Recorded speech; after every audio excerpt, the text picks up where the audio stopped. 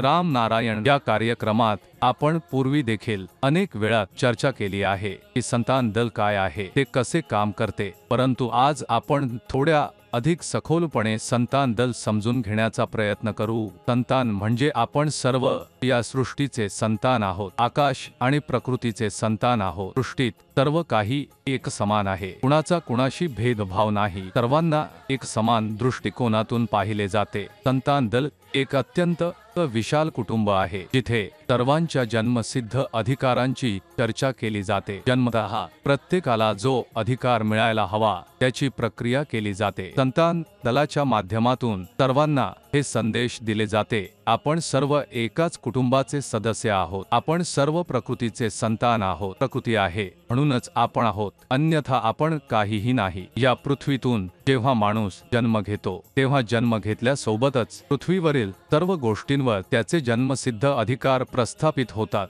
जसे एक लहान मुलगा एखाद्या कुटुंबात जन्म घेतो तसेच त्या मुलाच्या कुटुंबातील प्रत्येक गोष्टीवर त्याचा अधिकार प्रस्थापित होतो। तसेच जेव्हा आपण पृथ्वीवर जन्म घेतो तेव्हा सर्व मनुष्य, प्राणी, झाडे, वनस्पती यांच्याशी पृथ्वीवरील प्रत्येक गोष्टीवर समान अधिकार आहे। आजच्या व्यस्त जीवनात आपण कोणतेही कार्य करत असाल तर आपल्या मनाला, विवेकाला सांगितले पाहिजे की हे काम आपल्याला करायचे आहे। आपला मन व विवेक स्वतःच आपल्याला योग्य मार्ग दाखवतील की हे काम आपल्याला करायला पाहिजे का नाही। आज समाज खूप पुढे गेलेला आहे, समाज खूप समजदार झाला आहे। प्रत्येक माणूस, वस्तू, झाडे आणि वनस्पती यांचे प्रत्येक क्षण, प्रत्येक मिनिट, प्रत्येक तास प्रगती होत आहे। म्हणूनच माणसाने फक्त आणि फक्त पुढेच जाऊन प्रगती कशी व्हावी, उन्नती कशी होईल, यश कसे मिळवता येईल याबद्दल विचार केला पाहिजे। तुम्ही आधी स्वतःची रक्षा करा। जेव्हा तुम्ही स्वतःची रक्षा कराल, स्वतःचा विकास कराल, तेव्हा समाजाचा विकास होईल। आपला मन, चैतन्य,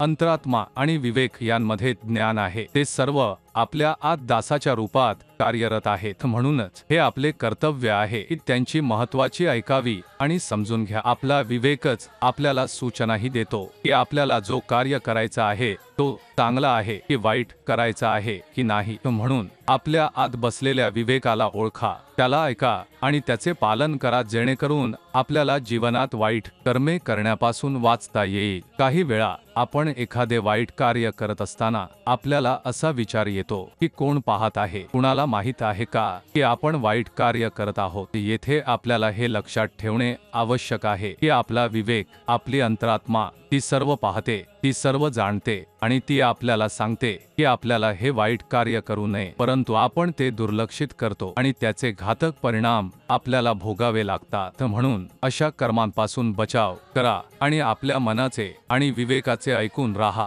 आता राम नारायण राम ह्या नामाची चर्चा केली तर हा एक असा नाम आहे जो आपल्या जीवनाचे उद्धार करतो, आपल्या स्वप्नांना आणि इच्छांना पूर्ण करतो, आपल्याला आपल्याच अस्तित्वाचा परिचय करून देतो, चांगले कार्य करण्यासाठी प्रेरणा देतो। म्हणूनच जर आपण या बीज मंत्राशी जोडलेले नसाल तर आजच जोडून घ्या, आपल्याला आपल्या जीवनात सकारात्मक बदल अनुभवता येईल।